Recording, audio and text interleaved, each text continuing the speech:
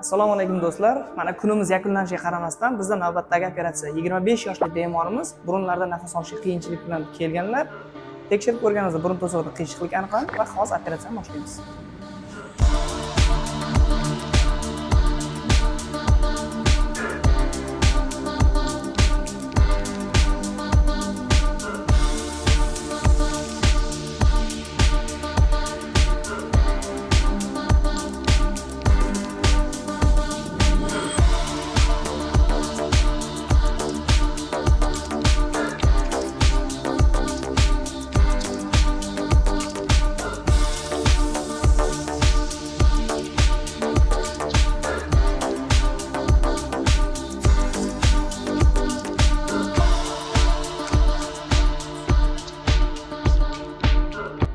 Do'stlar, mana operatsiyamiz o'z nihoyasiga yetdi. Endi bemorimiz burunlarida erkin nafas oladilar.